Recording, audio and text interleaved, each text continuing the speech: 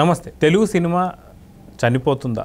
ఎందుకు అంటే రాను రాను థియేటర్స్లో చూసేటువంటి ఒక జనం కూడా తగ్గిపోతున్నారు. అయితే దీనికి ఒకటి రెండు కారణాలే కాదు, చాలా రకమైన పలు కారణాలు ఉన్నాయని చెప్పేసి అయితే విశ్లేషకులు చెప్తున్నారు. అయితే మనతో పాటు సీనియర్ జర్నలిస్ట్ హేమసుందర్ గారు ఉన్నారు, వారిని తెలుసుకుందాం. సార్ నమస్తే. నమస్తే అండి. సార్, తెలుగు సినిమా చనిపోతుందా అనేటువంటి ఒక వార్త వింటున్నాం. అయితే దీనికి సంబంధించి పలు కారణాలు ఉన్నాయి. అది ఓన్లీ కథ ఒక్కటే కాదు, అది కాక రేట్లే కాదు అని చెప్పేసి అయితే అంటున్నారు. అయితే కొన్ని ప్రాంతాలలో థియేటర్లు కూడా బంద్, వాళ్ళకి వాళ్ళు స్వచ్ఛందంగా చూసుకొని ప్రకటించుకొని 10 రోజులు 15 రోజులు కూడా బంద్ పెట్టుకునేటువంటి రోజులు కూడా చూస్తున్నాం.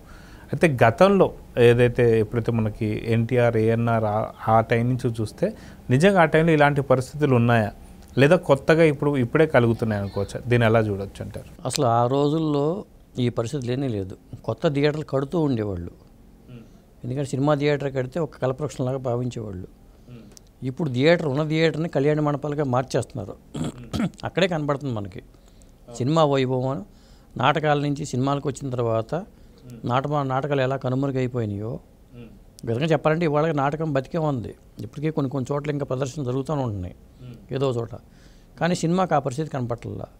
అంటే సినిమాకి సినిమా ఇంటికి రావడమే కొంత కారణం అనిపిస్తుంది నాకు. ఇంట్లో సినిమా వచ్చేసిందండి, మన సినిమా హాల్ దగ్గరికి వెళ్ళక్కర్లా, మన దగ్గరికే సినిమా వచ్చేసింది.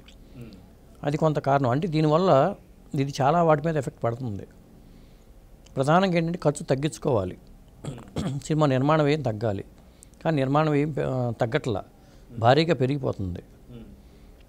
ఇక్కడ ఇప్పుడు నిర్మాతలు, డిస్ట్రిబ్యూటర్లు, ఎగ్జిబిటర్లు, ఇది 3 ప్రధానమైనవి అండి. ఎందుకంటే నిర్మాతకు డబ్బులు వస్తేనే మళ్ళీ సినిమా తీస్తాడు. నిర్మాతకు డబ్బులు రావాలి, ఫైనల్గా రావాల్సిన ఏంటంటే నిర్మాతకు డబ్బులు రావాలి. కానీ ఇప్పుడు ఏమవుతుందంటే ముందు థియేటర్లో ఇప్పుడు రేపు 17వ తారీఖు నుంచి 27వ తారీఖు వరకు సింగిల్ స్క్రీన్లో మూతపడిపోయే పరిస్థితి వచ్చేసింది. ఓకే.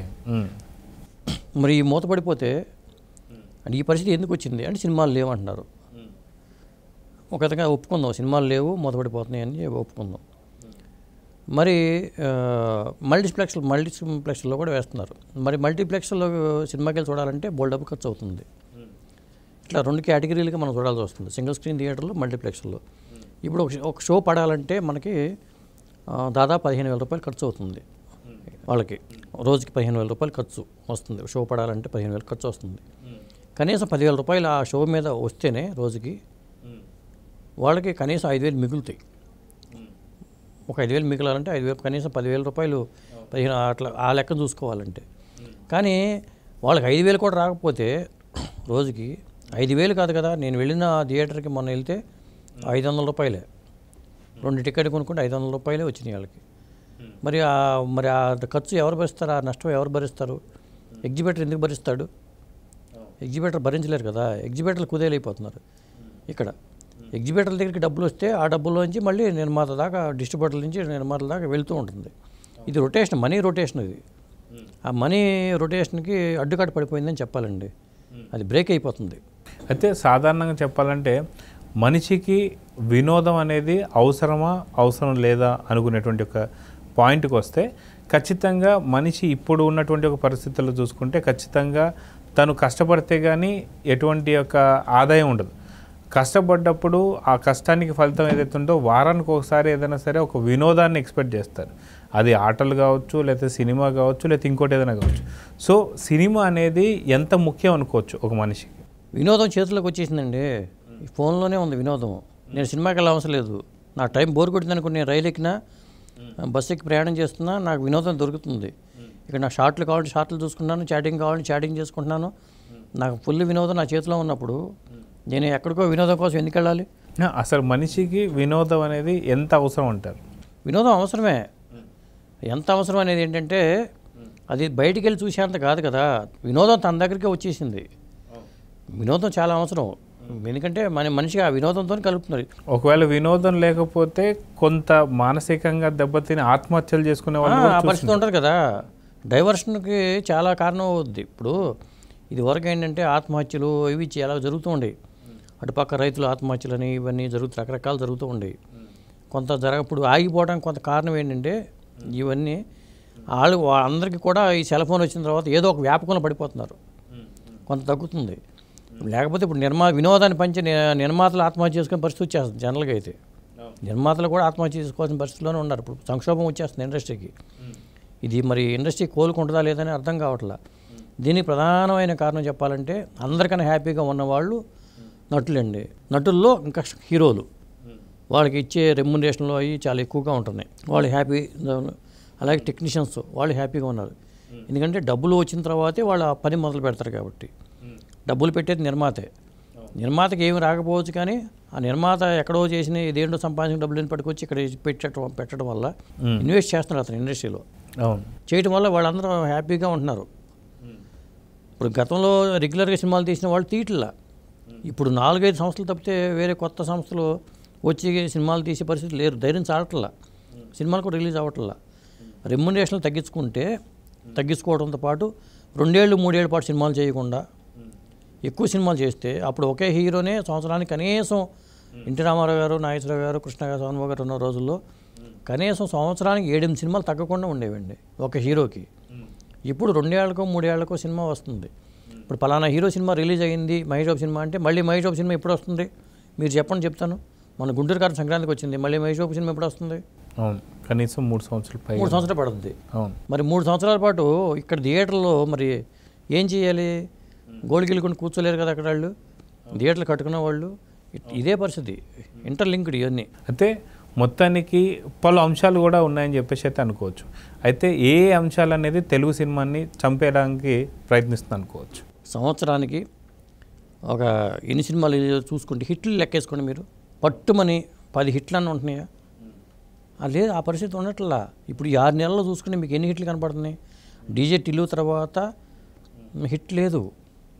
ఆ ప్రేమలో dubbing cinema, Manjummel boys dubbing cinema, వాటికి అంత డబ్బులు వచ్చినాయి. ఇక అంతకుముందు సంక్రాంతి సినిమాలో సంక్రాంతి మీదే పెట్టుకుంటారు అందరూ. సంక్రాంతికి ఎందుకు వెళ్ళాలి? అప్పుడేమో థియేటర్లు కొరత అంటున్నారు, థియేటర్లు దొరకట్లా. ఇప్పుడేమో సినిమాలు దొరకట్లా రిలీజ్ చేద్దామంటే.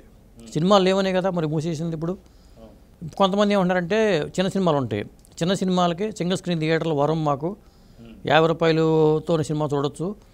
ఈ మా సినిమాకి 250 రూపాయలు పెట్టుకుని మల్టీప్లెక్స్కి ఎవడెళ్తాడు?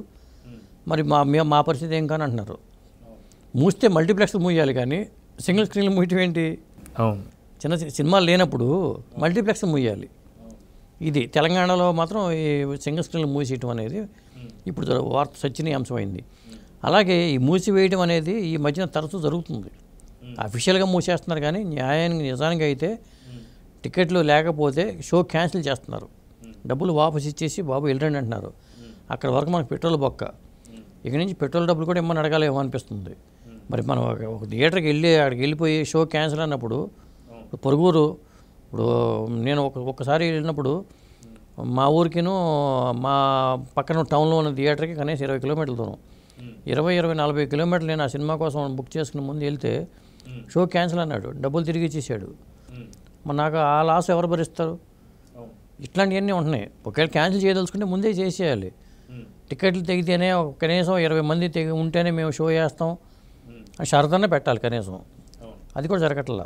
సో మొత్తానికి తెలుగుకు సంబంధించి చాలా రకాలైనటువంటి ఒక ప్రాబ్లమ్స్ కూడా ఫేస్ చేస్తుంది కాబట్టి ముఖ్యమైన అంశాలు ఏంటి అనుకోవచ్చు? ముఖ్యమైన అంశాలు ఏంటంటే ఓటీటీ ఎఫెక్ట్ అండి. 4 రోజుల్లో ఓటీటీలో సినిమా రావటం అనేది. ఇంట్లోకి మనం కూర్చుంటే 4 ఉన్నప్పుడు మనం వెళ్ళి మల్టీప్లెక్స్కి వెళ్తారు వాళ్ళు. ఈ మధ్యన జనాలు కూడా ఇప్పుడు నానో కారు కొనమంటే ఎవడో కొనడండి, నామోషి ఫీల్ అవుతున్నారు. కాస్త మధ్యతరగతి వాళ్ళు కూడా బిల్డప్ కోసం పెద్ద కారు కొనుక్కుంటాడు. అలాగే 4 కుటుంబ సభ్యులు ఏం చేస్తున్నారంటే పక్కనే ఉన్న గోకుల్ థియేటర్లో సినిమా చూడొచ్చు, కానీ బిల్డప్ కోసం మల్టీప్లెక్స్కి వెళ్ళిపోతున్నారు. ఇది ఇక్కడ జనం మైండ్ సెట్లో కూడా మార్పు వచ్చేసిందండి. ఇలాంటి సమస్యలతో పాటు ఇంకొకటి ఏంటంటే ఓటీటీలో సినిమాలు రావడం, వచ్చేస్తున్నాయి కదా చూసుకుందాం మనకు అవసరం లేదనేది ఒకటి. తర్వాత ఛాంబర్ గైడ్ చేయాలి కొంత, ఎందుకంటే కొత్త నిర్మాతలు వచ్చినప్పుడు సినిమాలు ఎందుకు ఫెయిల్ అవుతున్నాయి, ఎందుకు డబ్బులు రావట్లేదు అనే విషయంలో కొత్త వాళ్ళు నిర్మాతలు వచ్చినప్పుడు వాళ్ళని ఎంకరేజ్ చేసుకుంటూ వాళ్ళు నష్టపోకుండా కొంతవరకు కాపాడాలి. ఆ తర్వాత ఏంటంటే పెద్ద హీరోలు ఏంటంటే వాళ్ళ సినిమా ప్రచారాలకి పెద్ద హీరోలు వచ్చి ప్రచారం చేసుకుంటారు. ఇప్పుడు ఫంక్షన్లు జరిగినప్పుడు కానీ వాళ్ళు వచ్చి చేస్తే జనం గురించి వెళ్తుంది. చిన్న సినిమాల వాళ్ళకి ఏమవుతుందంటే పబ్లిసిటీ ఖర్చు పెరుగుతుందని చాలామంది చెప్తున్నారు. ఇదివరకు ఏంటంటే ఒక పిఆర్ఓని పెట్టుకుంటే ఆ పిఆర్ఓ ఏంటంటే టీవీ మీడియాను లేకపోతే ప్రింట్ మీడియాని పిలిచేసేసి ప్రెస్ మీట్లతో సినిమా ఉందనే సమాచారాన్ని పత్రికల ద్వారా పంపించేవాళ్ళు. ఇప్పుడు డిజిటల్ మార్కెటింగ్ అనే సిస్టమ్ వచ్చేసిన తర్వాత డిజిటల్ మార్కెటింగ్ పిఆర్ఓలు సపరేట్ ఉంటున్నారు, రెగ్యులర్ పిఆర్ఓలు ఉంటున్నారు. ఒక పెద్ద వ్యవస్థ ఏర్పడిపోతుంది. దీనికి చిన్న నిర్మాత ఖర్చు భరించాలంటే ఇప్పుడు సినిమా ఖర్చుకి ₹1,00,00,000 ఖర్చు అయితే ఈ పబ్లిసిటీకి ₹1,00,00,000 ఖర్చు పెట్టాల్సి వస్తుంది. ఇది చాలా తతంగా ఉందండి. ఒకటి ఇంటర్లింక్డ్ అయినాయి, ఒకటి ఇంటర్లింక్డ్ అయిపోయి ఒక భారీ నష్టం అయితే వాటి అవుతుంది. అంటే జూన్ 27 కల్కి, ఆగస్టు 15 పుష్ప, దేవర, దసరాకి దేవర, ఇట్లా వరుస పెట్టి NBK 109 లేకపోతే రజనీకాంత్ సినిమా వేటయ్యన అయిపోయింది, వేటగాడుగా రిలీజ్ అయిపోతుంది. ఇలా వరుస పెట్టి సినిమాలు ఉన్నాయి. చాలామంది సీజన్ వారీగా సినిమాలు రిలీజ్ చేద్దాం అనుకునే కాన్సెప్ట్ తప్పండి. సీజన్ల వారీగా సినిమాలు రిలీజ్ చేయకూడదు. సీజన్ నిమిత్తం లేకుండా ఒక షెడ్యూల్ ప్రకారం ఇండస్ట్రీ ఛాంబరే ఒక షెడ్యూల్ నిర్ణయించుకుని వాళ్ళ షెడ్యూల్ కూడా ముందే ఇచ్చేసుకుని ఆ ప్రకారం రిలీజ్ చేసుకుంటే సీజన్ నిమిత్తం లేకుండా ఉంటే బాగుంటుంది. ఒకేసారి ఇప్పుడు నాలంటి ఉన్నాడు, ఒకేసారి 3 రోజు సినిమాలు వరుస పెట్టి వస్తున్నాడు. అట్లా కాకుండా ఒక షెడ్యూల్ ప్రకారం ఉంటే నాకు ఎంటర్టైన్మెంట్కి ఒక సినిమాలు ఉంటాయి. ఒకేసారి దిగమింగి ఏదంటే సామెత ఉంది కదా, వరుస పెట్టి 4 సినిమాలు చూసే బదులు ఇవాళ చూసి రేపు చూసి ఎల్లుండి చూసే బదులు గ్యాప్తో చూసుకుంటాం. ఈ పరిస్థితి ఒకటి ఉందండి. పెద్ద సినిమాలు అనుకున్న వాళ్ళందరూ పాన్ ఇండియా సినిమాగా మారిపోయిన తర్వాత పెద్ద సినిమాలు అందరూ సీజన్ చూసుకోవటం, అక్కడ పోటీలు పట్టడం, వాళ్ళు కొట్లాడుకోవడం థియేటర్ల కోసం, ఈ తతంగం నడుస్తుంది. ఇదంతా మారాలి. ఇప్పుడు తెలంగాణలోనే సింగిల్ స్క్రీన్ థియేటర్లు మూసేశారు. మరి ఏపీలో పరిస్థితి, థియేటర్ల పరిస్థితి ఏంటి అంటే ఇక్కడ యూనిటీ లేదు. ఎవరు నిర్ణయిస్తున్నారు ఇవి మూసేయాలని నిర్ణయం? ఎవరిది? ఛాంబర్దా? మరి ఎవరిది? ఈ సమస్యలు ఉన్నాయి. సినిమాలు అయితే విడుదల కాని సినిమాలో బిజినెస్ జరగకుండా ఉన్న సినిమాలు బొచ్చిన సినిమాలు ఉన్నాయి. సినిమాలు లేవంటే అబద్ధం. సినిమాలు లేకపోవడం అనేది అబద్ధం. రేట్లు తగ్గించాలి, ఒకటి టికెట్లు రేట్లు తగ్గించాలి. తగ్గిస్తేనేమో తగ్గించారని గొడవ, పెంచితే పెంచారని గొడవ. దీనికి ఒక సిస్టమ్ అంటూ సరిగ్గా ఏది న్యాయం ఏది అబద్ధం మనం చెప్పలేకపోతున్నాం అండి, మనమే చెప్పలేకపోతున్నాం. కాకపోతే హీరోల నిర్మాణం ఏం తగ్గాలి, ఒకటండి తక్కువ రోజులు సినిమా పూర్తి చేయాలి, క్వాలిటీగా సినిమా ఉండాలి, టాలెంట్ ఉన్న వాళ్ళని ఎంకరేజ్ చేసుకోవటం. కోట్లు రెమ్యునరేషన్ పెద్ద హీరోలకి ఇస్తున్నారు కానీ, స్టార్ హీరోలకి ఇస్తున్నారు కానీ, కొత్త హీరో సినిమాకి కొత్త హీరోకి మళ్ళీ పెద్దగా రెమ్యునరేషన్లు ఏమి ఉండవు. ఇక్కడే 2 రకాలు ఉన్నాయి. ఇది ఒక రంగుల ప్రపంచం చెప్పాలంటే ఒక మైసభలాగానే ఉంది ఇది. మరి ఇది సంక్షోభం అనేది ఇటుపక్క మరి ఈ 2-3 నెలల్లో పెద్ద సినిమాలు వస్తే సమస్య పోతుందా, లేదా మరి ఇక సంక్షోభంలో కూరుకుపోతుందా అనేది చెప్పలేకపోతున్నాం. లేదా సేఫ్ జోన్లో ఉండాలంటే OTT కోసం సినిమాలు చేసుకుంటూ ఉండటం ఒక పద్ధతి. అది సో చూద్దాం సార్. ఖచ్చితంగా తెలుగు సినిమా ఖచ్చితంగా బతకాలి అంటే మటుకు ఏదైతే పారితోషికాలు ఏవైతే ఉన్నాయో వాటిని తగ్గించుకోవాలి. దాంతోపాటు చిన్న సినిమాల్ని కూడా ఎంకరేజ్ చేయాలి. వీటన్నిటితో పాటు ఏదైతే బుల్లితెరకి మీద ఏదైతే ఉంటుందో OTTలకు కూడా కనీసం 1 నెలన్నర 2 నెలల గ్యాప్ పైనే ఉంటే బెటర్ అని చెప్పేసి అయితే అనుకోవచ్చు. సో చూద్దాం సార్ ఏం జరగబోతుంది.